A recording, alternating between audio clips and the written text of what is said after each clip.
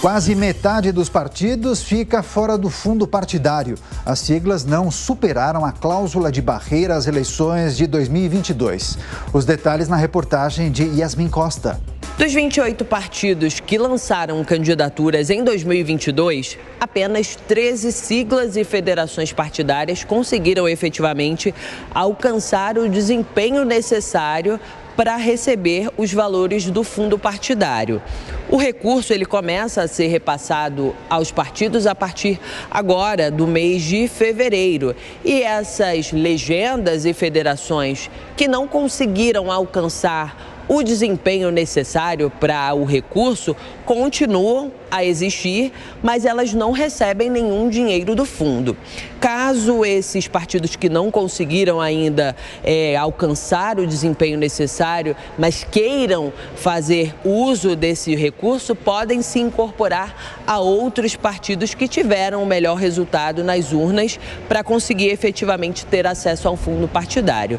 Este ano, o fundo será de pouco mais de R$1 bilhão e para receber esse recurso, o partido político ou as federações precisam ter conseguido pelo menos 2% dos votos válidos nas eleições gerais de 2022, com no mínimo 1% da votação em 9 estados, e uma outra opção é o partido ter conseguido eleger pelo menos 11 deputados federais que estejam distribuídos em 9 estados.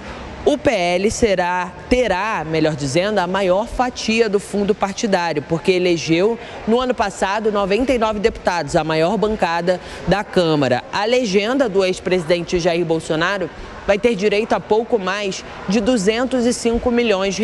O PT do presidente Lula vai ter o segundo maior volume de recursos públicos, 152 milhões. O valor é repassado mensalmente às siglas que fazem ali o custeio de questões cotidianas, como o pagamento de salários de funcionários, conta de água, luz, passagens aéreas, aluguel, entre outras despesas. Vale lembrar, o Partido Novo convocou uma convenção nacional da legenda para discutir a possibilidade de flexibilizar o estatuto e permitir o uso desses recursos públicos para custeio ali da agremiação. O Novo, desde que foi fundado lá em 2015, abriu mão dos recursos do fundo eleitoral e também do fundo partidário. Desde 2018, quando elegeu 8 deputados federais e teve João Amoedo como candidato à presidência, o Novo passou a depositar em juízo esses recursos. Qual foi o argumento usado? Que o dinheiro seria repassado a outras legendas se fosse devolvido. Agora, o atual presidente do Partido Novo, Eduardo Ribeiro, disse que a resolução que vai ser debatida entre os membros da legenda é justamente para discutir sobre o uso dos rendimentos e não do fundo partidário propriamente dito. De Brasília, Yasmin Costa. Bom, girando os nossos comentaristas agora, a gente recebe Amanda Klein, Nelson Kobayashi, comentando as principais notícias desta sexta-feira. Sejam bem-vindos. Kobayashi, por que o assunto fundo partidário gera tanta discussão no país, tanta polêmica? Inclusive, a gente acompanhando aí esse destaque de metade dos partidos ficando de fora desse benefício, afinal. Pois é. Bom dia, Adriana, Daniel, Amanda, toda a nossa audiência. Isso gera muito destaque porque é dinheiro público, é dinheiro do contribuinte brasileiro, do cidadão, das pessoas que pagam os impostos. E esse dinheiro público não é pouca coisa que a gente está falando. São fundos bilionários que são enviados aos partidos políticos para, primeiro, manter viva a agremiação, pagando seus funcionários, os seus estabelecimentos e para campanhas políticas, né? E a gente vê que esse uso de dinheiro público diante de tantas necessidades prioritárias que nós temos no nosso país em relação à saúde, à educação deficitária, né?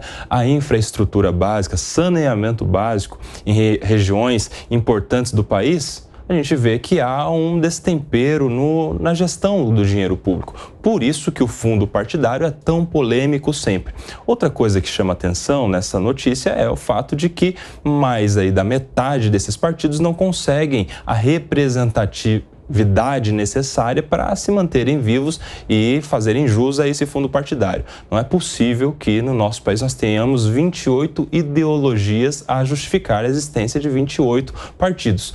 Com esse mecanismo atual de critérios para o uso do fundo partidário, a gente vê já há algum tempo uma onda de fusões entre os partidos. Partidos menores, que não alcançam o necessário para ter acesso a esse fundo, com partidos maiores. E aí a gente vai ver, no decorrer do tempo, desta e das próximas eleições, a diminuição dos partidos até que a gente chegue a um número razoável que diga de fato respeito, represente de fato a ideia do cidadão brasileiro em relação ao que pensa sobre a política. Pois é, Amanda Klein, bom dia a você. Também enxerga dessa forma, essa regra que envolve a cláusula de barreira tem potencial para mudar o desenho dos partidos aqui no país? As fusões se tornarão mais comuns a partir de agora? Você entende que haverá um encolhimento no número de siglas? Oi, Daniel, Adriana Kobayashi, bom dia à nossa audiência. Entendo que sim, Daniel, deve haver um encolhimento, até porque as legendas que não respeitarem a cláusula de barreira, as menores, serão engolidas, fundidas, associadas às maiores, como já aconteceu durante a eleição com PT, PCdoB, você viu algumas federações sendo formadas, próprio PSDB e Cidadania, e a grande que está sendo discutida agora, na verdade começou a ser debatida no ano passado, ainda antes da eleição, é a de PP e União Brasil. Eu lembro que naquela época conversei com o presidente da Câmara, Arthur Lira, ele me confirmou que havia conversas em andamento entre ele, Luciano Bivar, Rueda e tantos outros caciques partidários, mas aquilo acabou congelando um momento durante a eleição, porque naturalmente há interesses completamente divergentes, principalmente quando você imagina as eleições municipais. Há muitos municípios em que candidatos do PP e União Brasil são concorrentes ou disputariam a indicação para uma vaga, lembrando que a federação impõe que você tome as mesmas decisões durante os 4 anos de mandato, os partidos têm que agir como se eles fossem um único partido e lançar os mesmos candidatos nas eleições municipais de 2024. Então, naturalmente, há divergências nesses pontos. Agora, eu fico imaginando, até continuando essa reflexão que o Kobayashi propôs, que eu acho muito pertinente, mas exatamente que ideologia representaria a fusão ou a federação de União Brasil e PP, que voltou a estar na ordem do dia? Eles são um partido que representam que ideais, que valores? Direita, conservadores, ou talvez sejam mais um partido pêndulo, como se representasse um equilíbrio na Câmara ou no Senado e definisse a partida, definisse o jogo, porque aí ele seria um partido monstro com mais de 100, de 115 deputados, haveria a possibilidade do Avante também se unir a essa fusão, representaria mais de 100 deputados, seria maior do que o PL, que é o partido de Bolsonaro, e definiria votações, mas me parece muito mais um partido fisiológico, ou seja, disposto a se unir com o governo de ocasião, do que um partido que represente ideais ou valores legítimos com os quais a população tem facilidade de se identificar. Ou seja, mesmo com a cláusula de barreira, ainda temos muitos desafios sobre os quais avançar. E quando a gente pensa em fundo partidário, os critérios têm que ficar mais claros. Por exemplo, o PL vai receber um caminhão de dinheiro, mais de 200 milhões de reais, 250 milhões de reais, referentes a 1/5 do fundo partidário, que é de quase 1 bilhão e 200 milhões de reais. Como essa repartição é definida?